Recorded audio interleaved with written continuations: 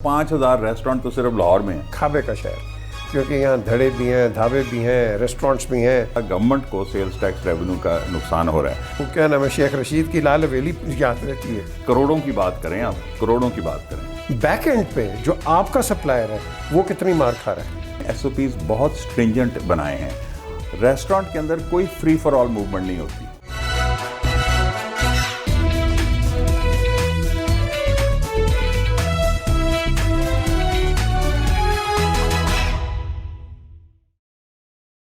अस्सलाम वालेकुम and welcome to PJ मीज़ ऑफिशियल यूट्यूब चैनल।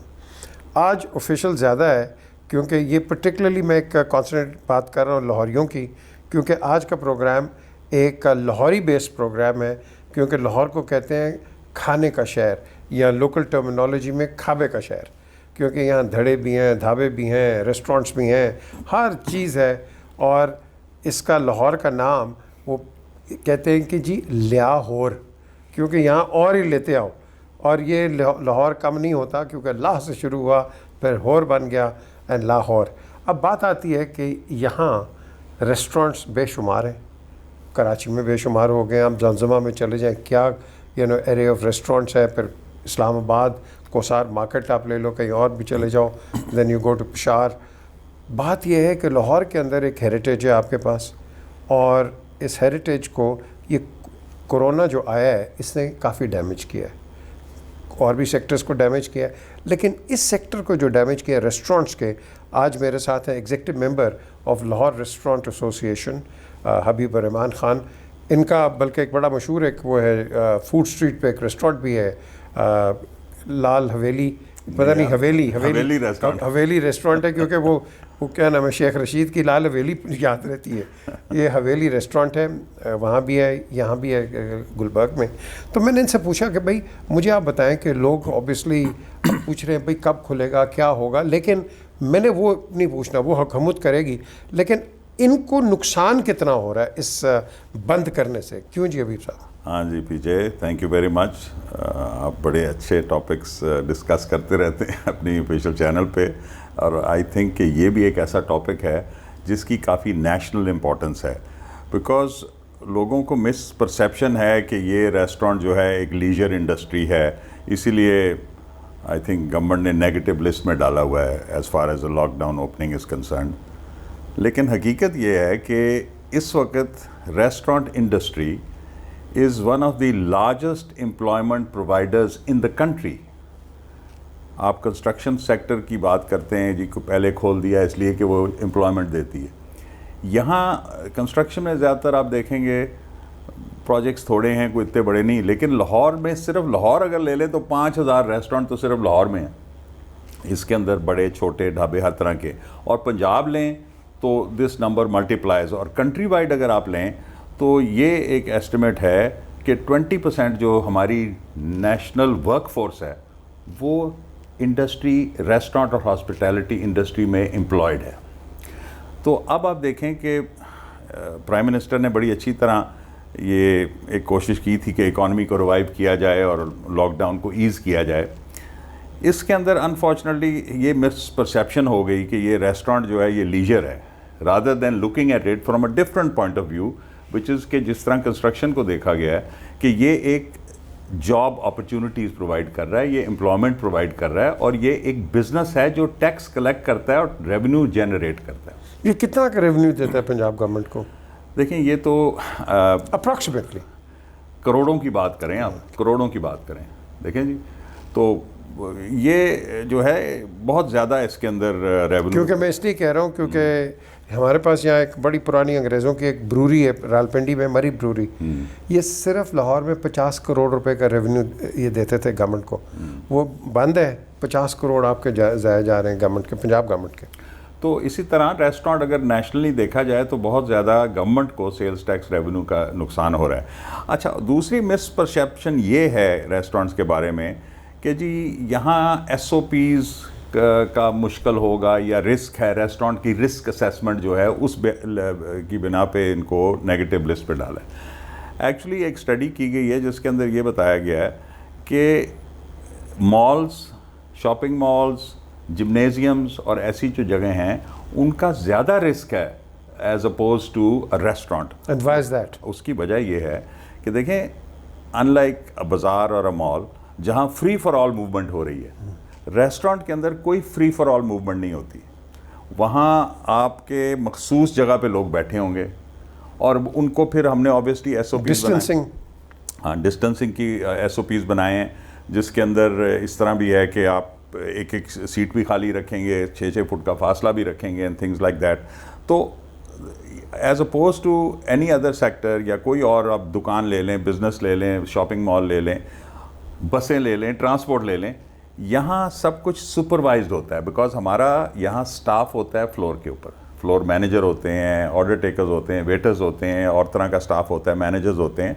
तो ये बड़ा ऑर्गेनाइज्ड और डिसिप्लिन्ड सेक्टर है और इसके अंदर SOPs जो हैं वो बड़ी आसानी से मैनेज हो सकते हैं, इन्फोर्स हो सकते हैं और सुपरवाइज हो सकते हैं।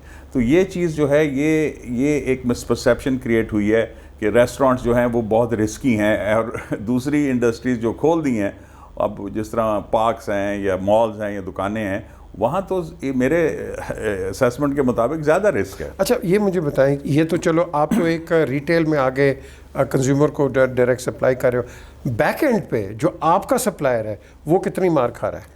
देखें जी, रेस्टोरेंट इंडस्ट्री जो है वो अंदाजे से कोई 40 और सेक्टर्स को सपोर्ट कर रही है। ये जेनेटोरियल से लेके, सिक्योरिटी से लेके, आपके वेंडर्स जो हैं, आपकी अब ये देख लें कि चिकन सप्लाई जो है, चिकन वेंडर्स हैं, उन्होंने इस वक्त महंगाई कर दी है, कीमतें बढ़ गई हैं चिकन की। अच्छा। हाँ, आप सर कदे ले जाके खरीदो चिकन, पता चले अब आमनू की हो रही है। ये वो जो इंजेक्शन वाला चिकन है? नहीं, चिकन की प्राइस जो है वो डबल हो गई है मार्केट में। My God, okay. और वो वजह उसकी ये है कि रेस्टोरेंट्स को क्लोज किया हुआ है। अब वो जो चिकन वेंडर्स हैं या जो पोल्ट्री फार्मर्स हैं, वो ऑब्वियसली अपने पीछे से सप्लाई कम कर रहे हैं, बिकॉज उनकी आगे खपत नहीं है। तो जब खपत नहीं होगी, जब वो सप्लाई कम कर देंगे तो सारा सप्लाई चेन इफेक्ट हो जाएगा और प्राइसेस उन्होंने बढ़ा दी हैं। इसीलिए तो ये कहना कि it's only the restaurant industry, it is also related industry. So what do you want from the government? देखें जी, हमारी basically we understand that the government is in a very difficult position. We don't want to create any pressure unnecessarily, because आगे I think government पे काफ़ी pressure है कि किस तरह इसको manage किया जाए और क्या किया जाए। आपके कितने मेंबर्स हैं इस एसोसिएशन के? हमारे जी को 400 मेंबर हैं। 400 मेंबर जी हाँ, हैं। जी so you are the executive member? जी हाँ जी। And you are talking about this 400 restaurants right जी नाउ? हाँ जी हाँ जी हाँ। Okay, we represent them, and also I would like to mention कि Lahore Restaurant Association is the only officially registered organisation. There are other groups, लोगों ने groups बना लिए हैं, restaurant groups and so on, जिन्होंने काफ़ी डिमांड्स भी की हैं, प्रेस कॉन्फ्रेंसेस भी की हैं, लेकिन सिर्फ एक ऑर्गेनाइजेशन है जो ऑफिशियली रजिस्टर्ड है, वो लाहौर रेस्टोरेंट एसोसिएशन है। तो हम गवर्नमेंट से ये नहीं कहेंगे कि अननेसेसरली हमें खोल दिया जाए, जी कल खोल दें, अगले हफ्ते खोल दें, जिस तरह लोग कहते हैं। हम ये चाह रहे हैं कि एक प्लान बनाया जाए जिसके अंदर कुछ हमें आइडिया दिया जाए कि जी चलें लॉकडाउन किस तरह ईज़ होगा, और आप हमें फिर बेशक कैटेगराइज कर दें रेस्टोरेंट्स को। Let me give you an example, take away allowed है, तो फिर why not outdoor seating? Because take away करके जब लेके जाएंगे, आउटडोर सीटिंग रखें तो, और according to all studies outdoor seating जो है उसका कोई रिस्क नहीं है। पेरिस में शुरू हो गया, हर जगह दुनिया में हर जगह उन्होंने कहा जी कि रेस्टोरेंट्स को हम स्टेज वाइज खोलेंगे। पहली स्टेज है पैटियो सीटिंग, आउटडोर सीटिंग। तो why can't the government look at it like this also कि यहाँ हम रेस्टोरेंट को एक कैटेगरी बनाएंगे और उसके अंदर सब कैटेगरीज बनाएंगे, जिसके अंदर पहले आउटडोर टेक अवे कर दिया इन्होंने, फिर आउटडोर सीटिंग करें, फिर SOPs। अच्छा बाय द वे, हमने SOPs बहुत स्ट्रिंजेंट बनाए हैं। अलीम खान साहब हैं जो सीनियर मिनिस्टर पंजाब में, उनके साथ बैठ के हमने बड़ी डिटेल्ड में SOPs बनाए, सीटिंग प्लान्स बनाए। ऑन टॉप ऑफ दैट पिछले चंद सालों से Punjab food authority which is Punjab department, वो बड़ा रिगरस इंस्पेक्शन और बड़े रिगरस SOPs ऑलरेडी उन्होंने क्रिएट किए हुए। तो रेस्टोरेंट्स तो बड़े सुपरवाइज हुए हैं और उन्होंने बड़ी हाइजीनिकली और बड़ी अच्छे SOPs के तहत काम किया। सो वी फील गवर्नमेंट को ये हम अश्योर करना चाहते हैं कि we have the most stringent SOPs of any sector, I can say that with certainty. And secondly, we have the supervision on a floor that we can enforce those SOPs. तो government को चाहिए कि इसको ज़रा negative category से एक positive outlook से देखें। इसके अंदर अगर आप समझते हैं ये, आई डोंट नो एग्जैक्टली क्या सिचुएशन है, किस तरह प्रोग्रेस हो रही है, बिकॉज मुख्तलिफ रिपोर्ट्स आ रही हैं। एक रिपोर्ट जो इस वक्त ऑफिशियली आती है, अगर डॉन खोल के देखें तो ये जी इस वक्त 1,10,000 1,20,000 केसेस हो गए हैं, जिसके अंदर कोई 2-2.5 हज़ार की डेथ हुई है। एक और रिपोर्ट है जो अनऑफिशियली शायद लीक हो गई थी, जो सेक्रेटरी हेल्थ ने बनाई थी, उसके मुताबिक रिपोर्ट ये निकली कि जी 6 लाख से, ये 15 मई की डेट में 6 लाख से ज़्यादा कोरोना केसेस हैं लाहौर में ही सिर्फ। अब उसके मुताबिक अगर आप देखें तो फिर तो अच्छा, ये रिपोर्ट मेरे हिसाब से it was incomplete because it did not give a proper analysis. उसने सिर्फ एक इन्फ्रेंस की, उन्होंने 8,000 लोगों के रैंडम टेस्टिंग की। उस टेस्ट के बाद उन्होंने इस रिपोर्ट में ये लिखा कि जी 5%, 8,000 लोग टेस्ट हुए, 400 कुछ पॉजिटिव हुए, तो इसके मुताबिक 5% of the population has it. उससे फिर उन्होंने इन्फ्रेंस डाली कि लाहौर की पॉपुलेशन अगर 11-12 मिलियन है या जितनी भी है, तो इस हिसाब से इस वक्त 6.5 लाख लोग हैं लाहौर में जिनको कोरोना हुआ है। अब ये देखें, एक तरफ ये रिपोर्ट आ रही है, दूसरी तरफ गवर्नमेंट के फिगर्स आ रहे हैं, और अगर डेथ्स लाहौर में हुई हैं, ये 15 मई की बात है, let's keep it at that, अगर उस वक्त लाहौर में कोई 200-250 डेथ्स हुई थी, तो अगर 6 लाख आदमियों को हुआ है और 200 लोग मरे हैं, तो फिर परसेंटेज जो कह रहे हैं कि जी 2% लोग मरते हैं, तो इसके अंदर तो 0.001 भी नहीं मरे। तो ये एक किस्म की जो है ना मिसपरसेप्शन क्रिएट हुई है। इसमें एक और भी चीज़ है, बल्कि आज ही इंटरनेशनल मीडिया पे, BBC पे और स्काई पे आया कि बिल्कुल लोग मर रहे हैं कोरोना से, लेकिन कैसे मर रहे हैं? ये कॉम्प्लिकेशंस जिनको पहले हैं, कोरोना सिर्फ उसको ट्रिगर कर रही है, ये सिर्फ उसको ट्रिगर कर रही है। बाकी आपकी जो नॉर्मल बीमारियां हैं, आप उससे मर रहे हैं, लेकिन नॉर्मल बीमारी का कोई बताता कोई नहीं। हाँ, ये भी है। खैर, तो ये डिस्कशन मैं उस तरफ नहीं लेके जाऊंगा कि जी कौन सी स्टडी सही है और क्यों स्टडी, वो दैट इज अनदर टॉपिक। क्योंकि आजकल जिसने मरना है कोरोना से मरना है, वैसे नहीं मरना क्योंकि उसको टैग लगना है कोरोना का। अगर वैसे भी मर गया तो कोरोना दिखाते जा कोरोना खाते जा रहा है। अच्छा, अब मुझे बताएं, एक नहीं, डिमांड की आपने बात की थी, वो मैं जरा थोड़ा सा उस पर, sorry for cutting you, we would request the government कि देखें, इन्होंने कंस्ट्रक्शन सेक्टर और दूसरे सेक्टर्स को मराद दी। फिर एक स्टेट बैंक ने एक फैसिलिटी अनाउंस की जिसके अंदर उन्होंने कहा जी कि आप सैलरीज़ और एम्प्लॉयज़ की जो वेजेस हैं वो आप बहाल रखें, उनको दें, और हम आपको आसान शराइत पे लोन देंगे, which was 3% markup for filers and 5% for non filers, which is a very good incentive. 3-4 या 5% पे लोन देना is what the industry, what this country needs. Actually interest rate जितने नीचे आएंगे, हमारी इकॉनमी ग्रो करेगी, बिजनेस पैसा बोरो करेगी और डालेगी बिजनेस में। तो ये तो बड़ा अच्छा स्टेप था। लेकिन गोइंग फॉरवर्ड किया उन्होंने कि ऐसी शराइत लगा दी कि कोई जो मुस्तहक या जो असली उससे फ़ायदा उठाना चाहिए था, ऑर्डनरी बिजनेस, छोटी बिजनेस, स्मॉल बिजनेस, वो उसका फ़ायदा इसलिए नहीं उठा सके कि उन्होंने पहली चीज़ तो ये कही जी कि आप कोलैटरल दें। मैंने फ़ोन किया अपने बैंक को, हमारा के बड़े अच्छे रिलेशन हैं, मैंने कहा जी हमें इस तरह स्टाफ को हम तनख्वाहें दे रहे हैं, तो आप अगर ये 3% पे हमें लोन देते हैं तो I would like to apply for it. कहने लगे हाँ जी, फिर कोलैटरल में आपके पास कोई DHA में प्लॉट है जी? मैंने कहा यार, आप किसी प्लॉट ही मैंने देना है आपको, तो फिर मैं क्या आपसे, अब गवर्नमेंट क्या हेल्प कर रही है मुझे हैं? हम तो चाहते हैं कि हम, अच्छा, फिर उन्होंने कहा जी कि ये जो है डायरेक्टली बिजनेस लोन लेगी, लेकिन पैसा डायरेक्टली एम्प्लॉयज़ के अकाउंट में जाएगा। ये फिर जो हमारे वज़ीर आज़म बड़े ज़ोर से कहते हैं 1 विंडो, ये तो 10 विंडोज़ लगा रहे हैं जी। वो यही बात है ना कि वो ईज़ ऑफ डूइंग बिजनेस नहीं है। फाइन प्रिंट जो होता है ना, वो कोई नहीं पढ़ता। ये लोग बना लेते हैं पॉलिसी और बड़े अच्छी चीज़ें जी, 3% हो गया, 2.5 साल हो गया, फलाना। फाइन प्रिंट लिखा है कि सिक्योरिटाइजेशन, कोलैटरलाइजेशन बैंक करेगा। अब वो तो डिफाइन करें ना कि क्या, किस तरह की होगी, कॉर्पोरेट गारंटी होगी, क्या होगा, या उनकी जो सेल्स हैं उस पर कोई कुछ होगा। तो अच्छा, दूसरी चीज़ जो मैं बता रहा था, उन्होंने ये कहा जी कि अब आप ये डायरेक्टली उनके अकाउंट में जाएगा।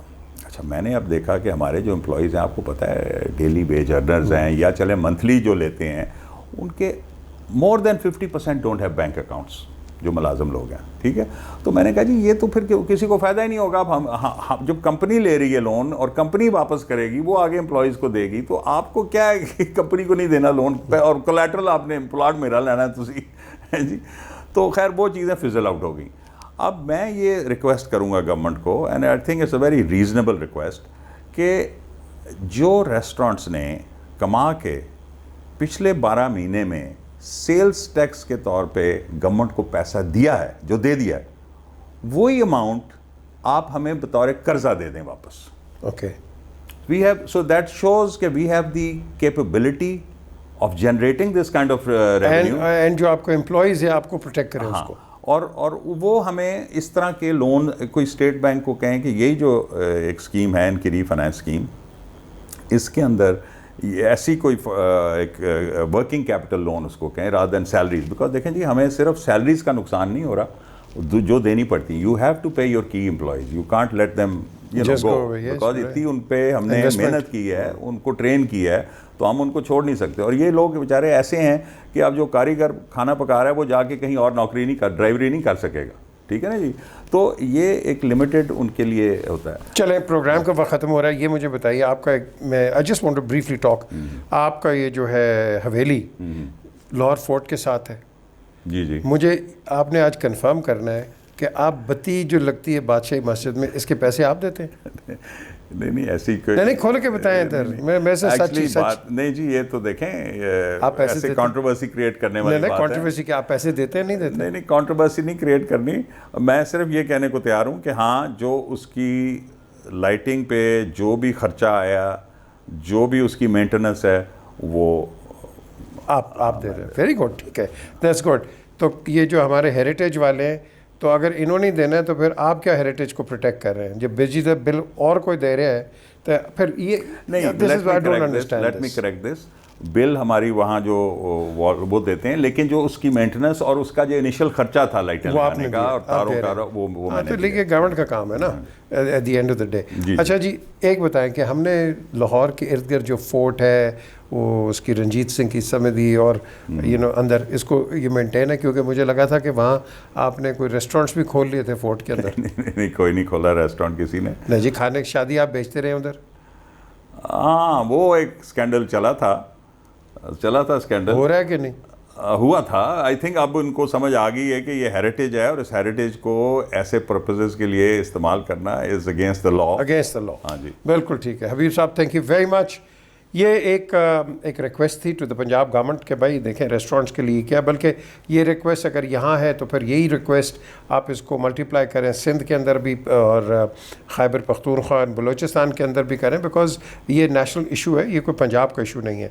बट यहाँ रेस्टोरेंट्स इतने हैं, बाकी आप कह लो कि प्रोविंसेस में भी हैं, तो I think we have to look very seriously into it. Please subscribe to the channel and of course वो सब्सक्राइब का बटन नहीं है, उसको सिर्फ क्लिक करें आपने, and rest, then you join the club and listen to interesting stories and events. खुदा हाफ़िज़।